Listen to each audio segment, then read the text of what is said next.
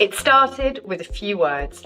Over the weekend, the US president refused to rule out a recession, instead calling it a period of transition. That vague but ominous phrase was enough to send markets into freefall. The Dow Jones collapsed nearly 900 points on Monday, at one stage dropping over 1,000 points, one of the worst trading days in recent history.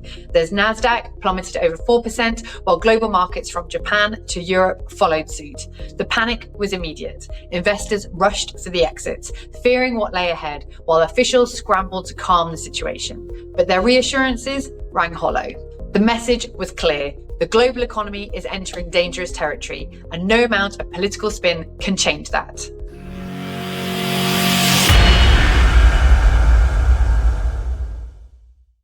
What we are witnessing is not just a bad trading day or a temporary correction. It is the beginning of a much bigger shift, a crisis of confidence in financial assets, the US economy, and most critically, in the very structure of paper wealth itself. Investors are acutely aware that uncertainty is a threat to their wealth. When uncertainty rises, they sell risky assets and move to safety. What we are witnessing now is a fundamental shift in that investor psychology. For decades, markets have operated under the assumption that central banks would just step in and stabilize downturns. But with persistent inflation, tariffs coming from all directions, and a US administration that appears committed to unpredictability, well, those assumptions are crumbling. Rather than attempting to buy the dip or look for undervalued stocks, investors of all sizes are recognizing that the structural risks in the global economy are too significant to ignore. The result, a mass exodus into safe haven assets, with gold at the forefront.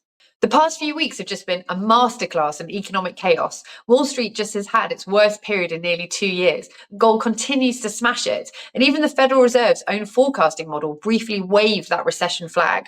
But let's be clear, this isn't just a blip. It's the inevitable result of reckless economic policies, a financial system held together with duct tape, and a growing crisis of confidence in the US dollar.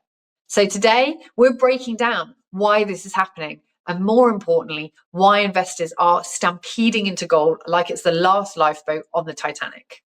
Of course, it wasn't just the Dow and Nasdaq that took that beating. The S&P 500 also broke below its 200-day moving average, a key technical level that traders just obsess over. And once that floor gave way, well, the sell-off just accelerated. This isn't panic, it's a recalibration. Investors are coming to terms with the fact that the era of easy money is over. The Federal Reserve isn't riding to the rescue this time, and the markets are finally pricing in that reality. Enter gold. Demand for the shiny metal is skyrocketing, with gold-backed ETFs seeing inflows not seen since the 2008 financial crisis. Central banks, especially those in emerging markets, are hoarding gold like it's going out of style. This is not speculative trading. It's strategic positioning for a future where economic instability is the new normal.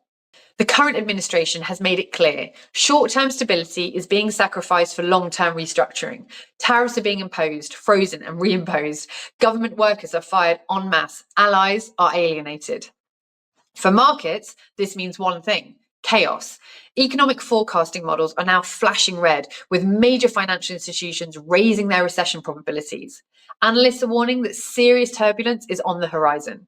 And how are investors responding? By buying gold. This isn't just about hedging that market volatility. This is about hedging against the entire system. Gold isn't just an asset, it's a barometer of economic confidence. When central banks and institutional investors pile into gold, they're not betting on short-term trends. They're signaling a loss of faith in the financial structures we've all taken for granted. Now, here's a fun fact for you. The US trade deficit hit a record high in January, and gold imports played a starring role. The US imported nearly 193 tons of gold from Switzerland alone, more than triple the previous month's total. That's not normal. This isn't about jewelry or industrial use. It's about financial insurance. When governments lose control, gold is the one thing that holds its value. Stocks, bonds, and even fiat currencies can evaporate overnight, but gold just sits there, quietly being worth something. The distinction is critical. Buying stocks or bonds is a bet on future growth. Buying gold is a hedge against the very system those assets depend on. And right now, that system is looking shakier by the day. For years, investors made steady gains through strategies like leverage, shorting volatility, and currency arbitrage. These worked as long as markets stayed stable, but stability is now becoming a distant memory, and those strategies are crumbling. It only takes one major economic event to wipe out years of carefully accumulated gains. And that's why capital is fleeing riskier assets and pouring into those safe havens like gold. The financial system is entering a phase where traditional safety nets like central bank bailouts may no longer hold. This shift exposes a fundamental flaw in modern finance. Over-reliance on liquidity and leverage. For years, financial institutions operated under the assumption that they could squeeze predictable gains from the market. But those gains were built on two things: low volatility and cooperative central banks. And neither exist anymore. And the fallout is happening in real time. Which brings us to the elephant in the room: the US dollar. For over a century, the US dollar has been the cornerstone of the global financial system, but that status is now under siege. Countries are reducing their exposure to the dollar, with China dumping US treasuries and ramping up its gold reserves. Central banks worldwide are stockpiling gold at record levels. This isn't paranoia, it's strategy. The US government's ability to freeze reserves and impose sanctions has made holding US assets a geopolitical risk. Add in the ongoing trade conflicts, and global investors are rethinking their reliance on the US dollar. The implications are massive because if the dollar's dominance erodes, the US government loses its ability to finance debt cheaply and inflation rises. The power to impose sanctions weakens. Meanwhile, gold, immune to these geopolitical games, becomes the ultimate safe haven. The chaos in the US economy isn't happening in a vacuum. It's part of a much larger global shift that's flipping long-held assumptions on their heads. For years, the US was the exceptional economy, the one that could weather storms while others faltered. But now, belief in American exceptionalism is eroding, and the cracks in the US system are rippling across the globe. Let's start with Europe. For decades, Germany has been the poster child of fiscal restraint, clinging to its balanced budget orthodoxy like a security blanket. But now, jolted by America's erratic policies, think tanks, public sector cuts, and the undermining of long-standing alliances, Germany is rethinking its approach. There's talk of loosening those purse strings with potential increases in defence spending, infrastructure investment, and regional funding. If this happens, it could mark a seismic shift in European economic policy, one that might finally inject some much needed life into the continent's sluggish growth. And meanwhile, over in China, the story is one of quiet desperation. The world's second largest economy is grappling with its own demons: falling consumer and producer prices, mounting debt, and the looming spectre of Japanification, a long-term stagnation trap. In response, China is signalling a more aggressive mix of stimulus and reforms, hoping to stave off economic malaise. But the balancing act is delicate. Too much stimulus risks inflating bubbles, and too little risks a very hard landing. The global confluence of factors presents two possible scenarios.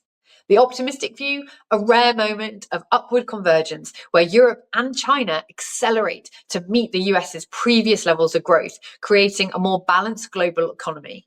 But the pessimistic view: a downward spiral into stagflation, where the US decelerating, Europe stuck in policy inertia, and China struggling to find its footing. And here's the kicker: the markets are betting on the optimistic scenario. Investors are hoping that Europe will overcome its fiscal inertia, China will navigate its policy challenges, and the US will somehow stabilise. But hope isn't a strategy, and the risks of a downward convergence remain very, very real. For investors, this global uncertainty only reinforces the case for gold. It's not just about hedging against US instability anymore. It's about hedging against a world in flux. And when the three pillars of the global economy, the US, Europe, and China, are all wobbling, the appeal of an asset that exists outside the credit system becomes impossible to ignore. Here's the thing about modern finance: almost all wealth is trapped inside the credit system. Stocks, bonds, real estate, even your bank deposits, they're all just IOUs, dependent on someone else keeping their promises. Gold doesn't play by those rules. It doesn't need a government, it doesn't need a central bank or a financial institution to back it up. It simply is. And that's becoming a bigger deal as the global credit system starts to crack.